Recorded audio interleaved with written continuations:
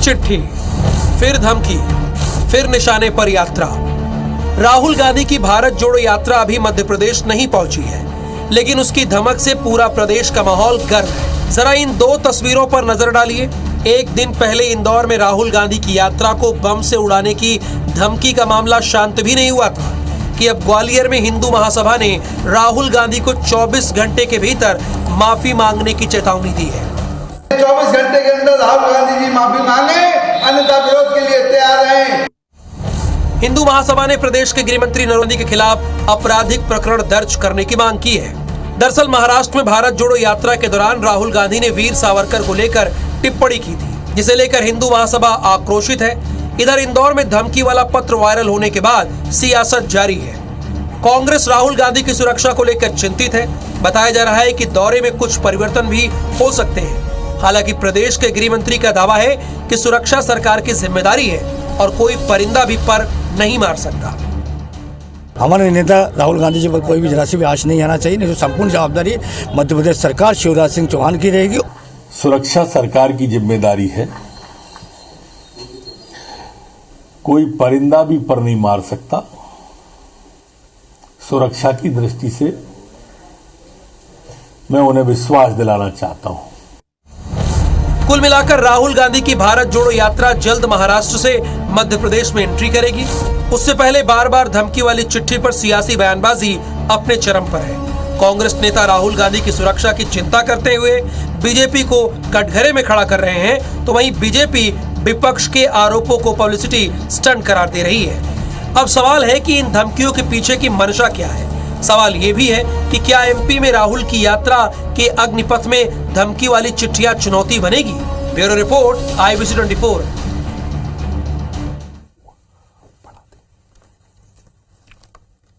तो सवाल आज face to face Madhya Pradesh में बहुत बड़ा है। भारत जोड़ो यात्रा पर मध्य प्रदेश में हाय तौबा क्यों है? एक के बाद एक दो चिट्ठियों से राहुल पर हमले के मायने क्या है, ये हमारा दूसरा सवाल है। सावरकर पर बयान देकर क्या राहुल गांधी घिर गए हैं? मध्य प्रदेश में यात्रा को लेकर सत्तारूढ़ दल आक्रामक क्यों है? और आज face to face Madhya Pradesh का यही विषय है, यात्रा का अग्निपथ, चिट्ठी की चुनौती। दो खास मेहमान इस वक्त face to face Madhya Pradesh के मेहमान हैं। अवनीश बुंदेला जी कांग्रेस के प्रवक्ता हैं, बहुत स्वागत है अवनीश जी आपका। और राकेश शर्मा जी भारतीय जनता पार्टी के प्रवक्ता हैं, आपका भी बहुत स्वागत है। अवनीश बुंदेला जी, जब प्रदेश के मुख्यमंत्री डंके की चोट पर गृह मंत्री ये कह रहे हैं, मुख्यमंत्री से मुलाकात हुई, गृह मंत्री कह रहे हैं कि परिंदा भी पर नहीं मार सकता, तो बार बार यात्रा को लेकर आप क्यों कह रहे हैं कि सुरक्षा पर सवाल उठा रहे हैं? गृह मंत्री ने तो कहा कि विश्वास कीजिए आप हमारा।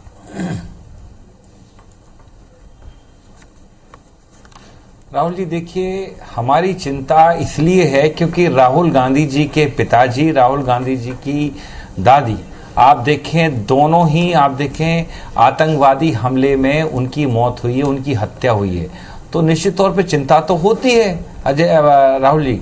और सबसे बड़ी बात आप देखें, जब खुला पत्र मिला है और जहाँ तक गृहमंत्री जी की बात है, गृहमंत्री जी हो चाहे सरकार हो शिवराज सिंह की, ये तो सदैव बेटियों की सुरक्षा की भी बात करती है। लेकिन आप बताएं क्या बेटी सुरक्षित है? निरंतर बलात्कार हो रहे हैं, अत्याचार हो रहे हैं। ये तो मतलब आप देखें आदिवासी सुरक्षा की बात करती है, लेकिन आज भी आप देखें आदिवासियों के उनकी मौत के मामले, हत्या के मामले में, मॉब लिंचिंग के बारे में और आदिवासी बहु बेटों से बलात्कार के मामले, ये प्रदेश नंबर 1 है। निरंतर आप देखें नीमच एवं नेवावर जैसी घटनाएं इसी प्रदेश में, इसी शिवराज सरकार में घटित हुई हैं। तो राहुल जी इस बात पर कैसे भरोसा कर? इसलिए हमें चिंता है। हम तो निवेदन करते हैं, हमें इस पर कोई राजनीति नहीं करना राहुल जी। हमारा आग्रह सरकार से, प्रार्थना है, विनती है कि कृपया करके हमारे नेता आदरणीय राहुल गांधी जी को आप सुरक्षा दें, क्योंकि इस तरह के पत्र मिलते हैं तो हम बड़े चिंतित हैं इन पत्रों को देखकर, क्योंकि हमने पहले भी घटनाएं देखी और कांग्रेस नेताओं के साथ कई तरह की ऐसी घटनाएं हुई हैं। फेरस बहुत लंबी है।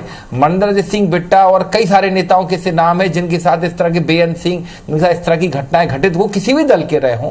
तो बात वही है राहुल जी, चिंता इसलिए होती है, अगर खुला पत्र मिल रहा है तो थोड़ा चिंताजनक विषय है। इसलिए हम कह रहे हैं कि कृपया इस पर राजनीति ना करें। हम तो निवेदन करते हैं कि सरकार हमें सुरक्षा दे, क्योंकि पहले भी जो राहुल जी की जो सुरक्षा थी उसमें निरंतर केंद्र सरकार ने कमी की है। तो अगर जब ऐसा पत्र मिलेगा राहुल जी तो हम क्या करेंगे? बाकी हाँ, एक बात स्पष्ट है कि राहुल गांधी जी की जो यात्रा है वो पूरे सफलता पूर्वक चल रही है। और जिस दिन से यात्रा शुरू हुई तो भाजपा नेताओं के पेट में दर्द हमने स्पष्ट तौर पर देखा है। अच्छा। आपने स्मृति ईरानी का वो बयान देखा होगा झूठ बोलते हुए कि वो सुभाष चंद्र बोस की प्रतिमा पर नहीं गया, विवेकानंद जी की। Your time is over sir, your time is over.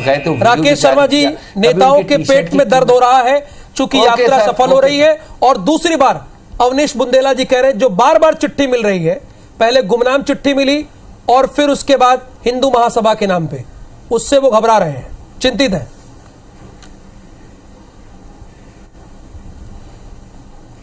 देखिए, अवनीश बुंदेला जी कांग्रेस के विद्वान प्रवक्ता हैं। धन्यवाद। उनने जो विषय रखा उस विषय पे मैं कहना चाहूंगा कि सरकार से माननीय कमलनाथ जी मिले थे माननीय मुख्यमंत्री जी से। माननीय मुख्यमंत्री जी ने भी कहा कि उनकी सुरक्षा की पूर्ण जिम्मेदारी ली जाएगी। जहां यात्रा प्रारंभ होने वाली है वहां डीआईजी सहित पुलिस के बल ने जाके वहां मुआयना किया है सड़कों का। कहाँ पे आवागमन रोकना है इसकी तैयारी शुरू हो गई है, कहाँ फोर्स खड़ी करना है उसकी तैयारी हो गई, वो कहाँ उनको बख्तरबंद गाड़ी में लेके जाना है जहाँ जंगल है पहाड़ है उस एरिया में, उसकी भी तैयारी सरकार ने की है। राहुल गांधी जी को केंद्रीय सुरक्षा प्राप्त है। वो केंद्रीय सुरक्षा प्राप्त व्यक्ति को की सुरक्षा की समीक्षा केंद्र की सुरक्षा एजेंसी करती है। राज्य की पुलिस और राज्य का प्रशासन उनके निर्देश का पालन करता है। ठीक है। पूर्णतः सुरक्षा की व्यवस्था सरकार ने की है और आगे भी केंद्रीय एजेंसी जो जो कहेगी उसका पालन मध्य प्रदेश सरकार करेगी।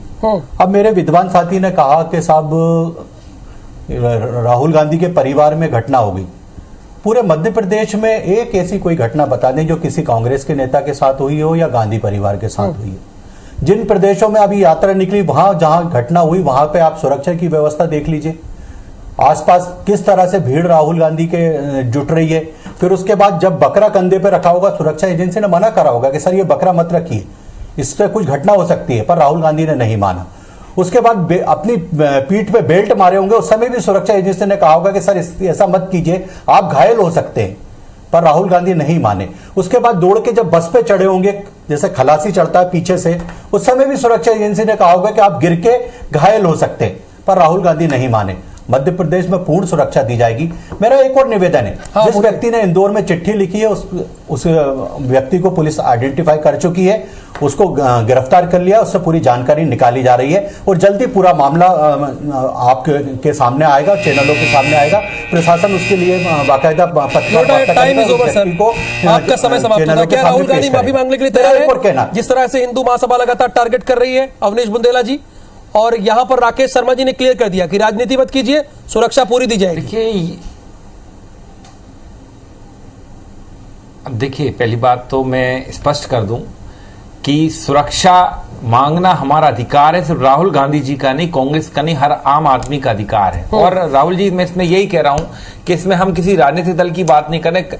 मध्य प्रदेश में कहीं भी मैं कहता हूं किसी भी दल के व्यक्ति के दल की बात नहीं कह रहे बुंदेला जी, और कह रहे पेट में दर्द होगा। और दूसरी आपने पहले सेगमेंट में कहा दल की बात नहीं कह रहे हैं और आप कह रहे हैं कि यात्रा सफल हो इसलिए पेट में दर्द हो रहा है।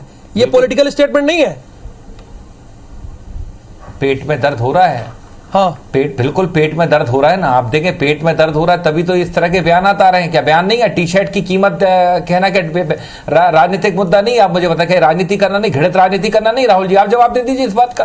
और बात जहां तक हिंदू महासभा की बात है राहुल जी, हिंदू महासभा वही है जो 2 अक्टूबर को महात्मा गांधी जी के जन्मदिन के दिन लखनऊ में कई सारे कार्यकर्ता एकत्रित होते हैं, महात्मा गांधी के पुतले में गोलियां मारते हैं, तलवारें मारते हैं, लात मारते हैं, ठीक है। और इसके अलावा ये हिंदू महासभा वही है जो आज भी गॉडसे के पुजारी हैं, गॉडसे की पूजा करते हैं, गॉडसे के मंदिर बनवाते हैं। तो मेरा तो भारतीय जनता पार्टी से, उनके नेताओं से, मेरे आदरणीय मित्र राकेश शर्मा जी से भी निवेदन है वो स्पष्ट कर दें कि क्या आप हिंदू महासभा के साथ है? अगर साथ हैं तो क्या आप गॉडसे के पुजारी हैं और गांधी के आप हत्यारों के साथ खड़े? इस बात का राहुल जी मुझे जवाब चाहिए। और मैं ज्यादा ज्ञानी नहीं हूं, मैं बहुत सामान्य व्यक्ति हूं, मेरा दिमाग ज्यादा नहीं चलता, मैं बहुत छोटा व्यक्ति हूं, इसलिए मेरे इस बात का जवाब दे दें कि आप गॉडसे चलिए ज्यादा दिमाग न चलने वाले अवनीश बुंदेला जी का सवाल यह है कि राकेश शर्मा जी वो पूछ रहे हैं कि क्या आप हिंदू महासभा के साथ खड़े हुए हैं क्या?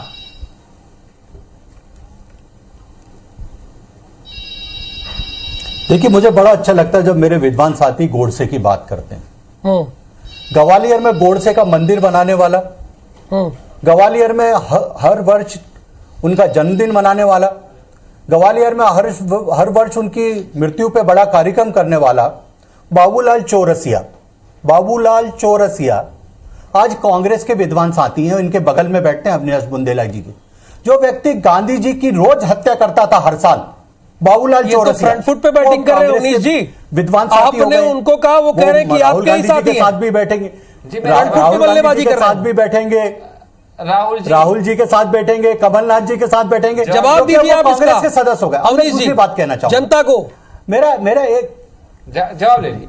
मैं वही कह रहा हूं, देखिए अगर मैं कहूं कि ज्योतिराय सिंधिया जी को 3 साल पहले शिवराज जी के हाथ किसानों के खून में रंगे दिखते थे, तो आज क्या उनमें स्ट्रॉबेरी लग रही जिनको सिंधिया जी चाटने के लिए वहां गए हैं? तो मैं बताऊं राहुल जी, देखिए ये अगर बाबूलाल चौरसिया अगर कभी भारतीय जनता पार्टी हिंदू महासभा, लेकिन आज तो उसने विचारधारा त्याग दी ना। अगर वो हमारी पार्टी में ऐसे, तो मैं सिंधिया जी के साथ जो 28 लोग गए हैं, आज की तारीख में 137 विधायक कांग्रेस के थे जो भाजपा में शामिल हो चुके हैं। क्या उन्होंने शुरुआत से भाजपा की रीति नीति से इत्तेफाक रखा होगा? तो ये बात है कि इस बात को आप मत करिए। एक बाबूलाल चौरसिया तो मत पार्षद थे, सिंधिया जी और ये तो इतने बड़े बड़े कद के, जो हेमंत बिस्वा वो भी पहले कांग्रेस ही थे। तो इस बात का आप जवाब दीजिए भैया कि आप एक पार्षद का एग्जाम्पल कोट करते हैं। मुझे बताएं 137 विधायक जो कांग्रेसी थे जो आज भारतीय जनता पार्टी में हैं, तो क्या अभी भी वो राहुल गांधी जी से स्नेह रखते हैं? क्या अभी भी वो कांग्रेस की तारीफ करते हैं? राकेश जी, भाई अब तो भाजपा के कसीदे पढ़ते हैं ना, इस बात को आप स्वीकार करें। एक मिनट राकेश जी जवाब लेते हैं। अब जो व्यक्ति जिस दल में है वो उस दल के साथ है। अगर आप जी देखिए राहुल जी, विषय इनने छेड़ा, और जो व्यक्ति वहां मंदिर बना रहा था, मूर्ति लगा रहा था, पूजा कर रहा था गोडसे की, अब वो कांग्रेस का सम्मानित सदस्य हो गया था, उसने विचार बदल लिए। एक हत्यारा राजीव गांधी की हत्या करता है, प्रियंका वाड्रा कहती है उसे माफ कर देना चाहिए, सोनिया गांधी कहती है माफ कर देना चाहिए, अच्छा, राहुल गांधी कहते हैं माफ कर जो देना राहुल चाहिए। गांधी ने सावरकर पर स्टेटमेंट दिया उस पर आपका क्या कमेंट है? राहुल गांधी ने सावरकर पर जो स्टेटमेंट दिया है, आपका उस पर क्या बयान है, क्या मानना है?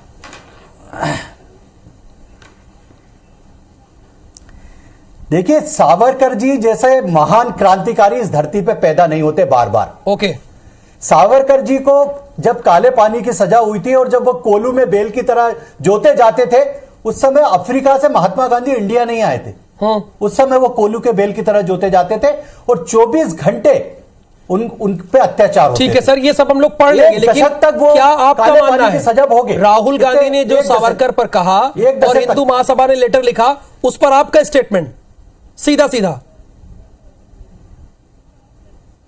देखिए, मेरा स्पष्ट रूप से कहना है, एक तरफ कांग्रेस कहती है कि भारत जोड़ो यात्रा निकल रही है, ठीक है, और एक क्रांतिकारी पे पत्रकार वार्ता लेने से इस देश में टुकड़े टुकड़े हो रहे हैं। आप देखिए, शिवसेना कह रही है हम आपका साथ छोड़ देंगे। ओके, पूरे महाराष्ट्र में जनता उबाल ले रही है, प्रदर्शन कर रही है, राहुल गांधी के पुतले जला रही है। ठीक है, पूरे महाराष्ट्र में ऐसा कोई घर नहीं होगा जहां सावरकर जी का फोटो नहीं लगा हो और जहां उनको पूछते नहीं हो। तो आप ये देश तोड़ने का काम कर रहे हैं या जोड़ने का? अब ये राहुल गांधी और कांग्रेस को बताना चाहिए। तो यानी ये क्लियर हो गया ना, जो हिंदू महासभा कह रही वही बीजेपी कह रही है। यहाँ पे face to face Madhya Pradesh में ये क्लियर है ना, हिंदू महासभा भी यही कह रही है कि माफी मांग लो पहले, यही बात है ना राकेश जी? क्लियर कट बात यही है ना? अवनीश बुंदेला जी, अब आप बोलिए। अवनीश बुंदेला जी, क्या राहुल गांधी माफी मांगेंगे? सवाल यही है। देखिए, हिंदू महासभा जो कह रही थी फाइनली उसी पर आ गए हैं राकेश जी। राहुल गांधी कांग्रेस के नेता, चाहे राहुल जी हो, दिग्विजय सिंह जी हो, कमलनाथ जी, अपने बयान से पीछे नहीं हटते। अगर राहुल जी ने कोई बात कही है तो उसमें कहीं ना कहीं तर्क सच्चाई बच्चे को मालूम है। और अभी राकेश जी कुछ देर पहले गांधी जी के कसीदे पढ़ रहे थे, फिर कुछ देर पहले आपके पास 2.5 मिनट इन्होंने कहा कि गांधी जी उस समय, मैं सर अगर आप सुनेंगे तो तर्क है। अरे मैं तो आपको अभी सुनने के हाल लिए बैठा हूं। इन्होंने कहा कि उस समय महात्मा गांधी अफ्रीका से नहीं आए थे, मतलब आज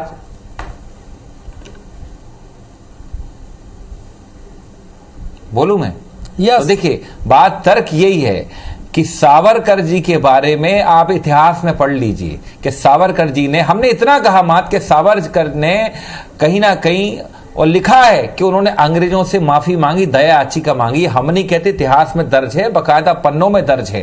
तो अगर इस बात पर आपको लगता है कि जो सच्चाई है, अगर इस बात पर आपको लगता है कि सावरकर जी का अपमान हुआ, तो वो जिसको बुरा लगा वो ठीक है, लेकिन राहुल गांधी जी अपने इस तरह के उन्होंने कोई स्टेटमेंट ऐसा नहीं दिया कि उन्होंने उनका अपमान किया हो। जो एक सच्चाई बयां की कि उन्होंने सच्चाई बोल रहे माफी मांगी और राकेश जी, जो सच है वो बोल रहे हैं। कांग्रेस सच के साथ खड़ी रहती है। अवनीश बुंदेला जी का ये कहना है, माफी का तो सवाल ही नहीं बनता, वो ये कह रहे हैं।